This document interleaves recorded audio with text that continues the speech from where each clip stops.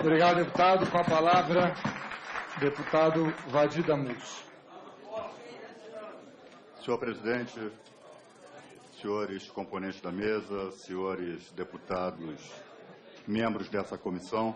Primeiramente, presidente, eu tenho o dever de saudá-lo, né, porque essa casa às vezes reflete aqui no seu interior o que se passa na sociedade, um clima de hostilidade, de intolerância, né, às vezes até de xingamento, em que são raros os reconhecimentos de condutas corretas, como tem sido a sua, à frente aqui da presidência da condução dos trabalhos. Então, eu quero aqui, pessoalmente, saudá-lo pela reta conduta, pelo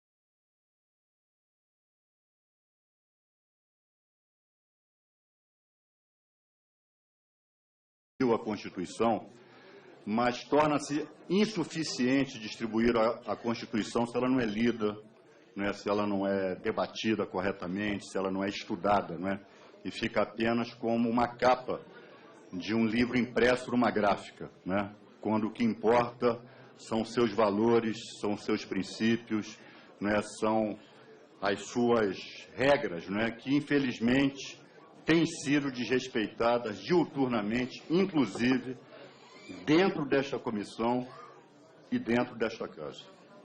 Eu tenho todo o respeito pelo relator, é o meu primeiro mandato, não tive a oportunidade de conviver nos debates legislativos com ele, então tudo que eu disser aqui em relação, quanto ao relatório, não significa desmerecimento ao papel e à conduta do relator, mas eu tenho que dizer que o relatório, ele integra o jogo político que está em voga hoje aqui no país, que é um jogo político rasteiro e como peça jurídica é imprestável, de cabo a rabo. Mistura conceitos, não domina conceitos que deveria dominar, porque fazem parte do debate. E, aliás, presidente, eu assisti com muita atenção, ouvi com muita atenção todos os colegas e todas as colegas aliás, uma colega só, que me antecederam aqui, né? E se eu estivesse no lugar de Vossa Excelência, eu nomearia um defensor dativo para o relatório, porque até agora ninguém aqui pegou o microfone para defender o relatório, para discorrer sobre o relatório, para destacar os pontos mais importantes do relatório, para dizer por que o relatório é válido. O que nós ouvimos aqui foram discursos sobre bolivarianismo, sobre MST, sobre inflação, sobre isso, sobre aquilo, sobre relatórios da Lava Jato, enfim, tudo aquilo que não consta ou não deveria constar do relatório. Foi só o que nós ouvimos na coluna destinada a falar a favor do relatório. Então, senhor presidente, fica aqui a sugestão. Talvez seja necessário nomear um defensor dativo do relatório, porque ninguém está defendendo o relatório aqui. O relatório está sendo atacado e o que nós estamos ouvindo aqui são discursos de matérias absolutamente estranhas ao que deveria, né, estar sendo debatido aqui nessa sentada. E por que eu digo, presidente, e repito, o faço com todo respeito, que o relatório é ruim, que o relatório é fraco. Pô, presidente, eu ouço com atenção e em silêncio todo mundo que fala aqui. É uma falta de respeito. Vossa Excelência tem razão. Por favor, queria pedir aos amigos deputados, deputadas que vão prestar atenção no pronunciamento do deputado Vadir Damus. Não xingo ninguém aqui, claro, não faço ataques pessoais a ninguém aqui. Vossa Excelência impressionante isso. Tem toda a razão. Senhor presidente. Queria pedir aos amigos deputados, deputadas que vão prestar atenção no pronunciamento do deputado Vadir Damus. Não xingo ninguém aqui, claro, não faço ataques pessoais a ninguém aqui. Vossa Excelência impressionante isso. Tem toda a razão. Senhor presidente, o relatório, primeiro, ele contém uma série de nulidades. Eu não vou me deter em cada uma delas, elas já foram bem destacadas aqui pelo ministro Eduardo Cardoso, consta da defesa que foi protocolada aqui nesta mesa pelo advogado-geral da União, mas uma dessas nulidades, até por conta da minha trajetória pessoal, da minha trajetória institucional, uma delas me chama muita atenção e acaba, infelizmente, dialogando com o momento que nós vivemos no país hoje, em que uma série de princípios constitucionais, em nome de um chamado combate à corrupção, que eu diria um hipócrita combate à corrupção em voga no país, faz com que uma série de princípios e valores constitucionais estejam sendo, hoje em dia, vilipendiados, desrespeitados, e são os valores, são os princípios que constituem os pilares da nossa democracia. Princípio da presunção de inocência, princípio do contraditório, princípio reitor do devido processo legal e um princípio, senhores deputados, eu volto a alertar, e eu disse isso numa das minhas intervenções aqui, o princípio da ampla defesa, sobretudo o tratamento que se dispensa aos advogados. A maior parte aqui tem advogado contratado. E o que se viu aqui, no dia em que o vice-advogado-geral da União tentou fazer uso da palavra, foi quase que escorraçado aqui de dentro dessa comissão. Não fosse a intervenção pronta e democrática de Vossa Excelência, o colega teria sido escorraçado aqui. E isso diz muito com o momento que nós estamos vivendo. O advogado não teve direito à palavra, e isso, senhor presidente, é aquele velho ditado, e me permitam talvez uma certa informalidade, mas pau que dá em Chico, dá em Francisco. Hoje é o advogado que defende a outra parte. Amanhã pode ser o nosso advogado, vítima de arbitrariedade, vítima de tentativa de calar a defesa. E o que o relatório, ele fala mais, ele é mais eloquente naquilo que ele não contém do que aquilo que ele contém. Do relatório não se ouve a voz da defesa. No relatório não se ouve a voz da defesa. Isto também está em voga nos dias de hoje, em que não há mais distinção entre juiz e acusador. Todo mundo é acusador. E quem sofre com isso é a defesa. Eu repito, nós vivemos um momento em que quem está sendo prejudicado com isso é um lado da relação política. Amanhã pode vir a ser o outro lado. A não ser que tudo isso que esteja acontecendo hoje só valha para hoje.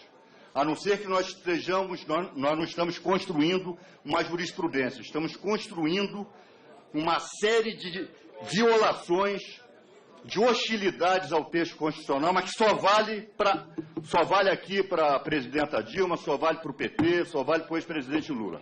Vai ficar enclausurado só para eles. Se não for assim, é bom prestar atenção, porque o vento que venta lá, venta cá. E o relatório é eloquente em não se ouvir a voz da defesa. E as poucas manifestações aqui hoje que fizeram menção ao relatório, fizeram menção a questões que não deveriam estar no relatório e que, aliás, constitui outro item de nulidade. Não basta, e aqui não há ingênuos, dizer não, eu acolhi apenas, o relatório acolheu apenas os 2 itens que foram delimitados pelo presidente da Casa, Eduardo Cunha. Aliás, eu quero fazer aqui um rápido parêntese. O presidente Eduardo Cunha é corretamente aqui muito criticado e com muita veemência e com muita contundência, mas no despacho ele agiu corretamente. Agora, agiu corretamente porque ele tem apego ao ordenamento jurídico, tem apego à ordem jurídica. Obviamente que não. Se há alguém aqui inimigo da ordem jurídica, é o deputado Eduardo Cunha. O deputado Eduardo Cunha, inteligentemente, delimitou o pedido aos atos praticados no curso do atual mandato. Quando ele fez isso, ele estava pensando nele, Eduardo Cunha. Mas, de qualquer maneira, fechado esse parênteses, agiu corretamente. Agiu corretamente.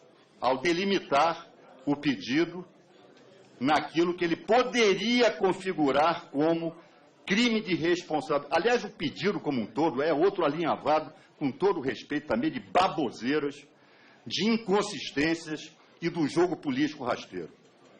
né? Foi o que se viu aqui na defesa. Aliás, um relatório que precisa de 150 páginas para mostrar que houve indícios de crime de responsabilidade.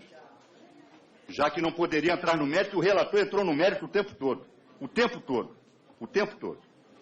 E precisa que os autores venham a esclarecer, coisa que também não conseguiram fazer, a esclarecer o que era o pedido, mostra a absoluta inconsistência tanto do pedido quanto daquilo que o deputado Eduardo Cunha delimitou para ser caracterizado como crime de responsabilidade. Que não há. E é por isso que nós dizemos que é golpe. Porque não há. Não basta estar na Constituição. Basta ver a desatenção daqueles que estão inscritos aqui a favor do relatório com o próprio relatório. Ninguém se debruça aqui, senhor presidente, para dizer, olha, houve crime de responsabilidade aqui, por isso, por aquilo. Por desrespeito à meta fiscal, senhor presidente, eu fico imaginando um cidadão estrangeiro que, porventura, resolva acompanhar o jogo político, a vida política aqui no país. Aí poderemos vir a ter uma presidenta da República impedida de continuar a exercer o seu mandato, porque não cumpriu aquilo que se chama de meta fiscal. Quando quem abriu o processo contra ela é réu no Supremo Tribunal Federal por crime de corrupção, lavagem de dinheiro, senhor presidente, o povo não vai entender isso. O povo entende que o pagamento do Bolsa Família, o pagamento dos programas sociais, e se ela fez para pagar, para honrar com o pagamento da Bolsa Família, do FGTS, dos programas sociais, ela tem que ser aplaudida, não é impedida. E, aliás, isso mostra o preconceito ideológico da oposição com os programas sociais. Isso deixa um alerta ao povo brasileiro do que advirá caso esse golpe que se... Queria pedir atenção, por favor, ao pronunciamento, deputado. Por favor. Caso esse golpe que se tenta perpetrar aqui nesta casa, ele venha a ter sucesso. Queria pedir atenção, por favor, ao pronunciamento, deputado. Por favor. Caso esse golpe que se tenta perpetrar aqui nesta casa, ele venha a ter sucesso. Eu afirmo a Vossa Excelência e afirmo para quem quiser ou não quiser ouvir. Nós teremos um cenário de barbárie social, barbárie. Está ameaçando? Está ameaçando? Vamos ouvir. Só querida comissão, deputados, vamos aguardar já. Mas, deputado, presidente, merece respeito. Já basta o que faz. A palavra parlamentar aqui. A palavra parlamentar do deputado Valdir Amouzes está garantida pela Constituição. Por favor, deputado. Por favor, deputado. Vossa Excelência, a palavra. O presidente entra por um ouvido e sai pelo outro. Eu só quero a minha palavra assegurada. Está garantido. Barbaridade em termos de direitos sociais que serão, com toda certeza, serão revogados. Programas sociais, com toda certeza, serão revogados. Basta ver esse tal programa para o futuro aí, que é o cenário da barbárie. Não precisa fazer guerrilha para ter barbárie, não.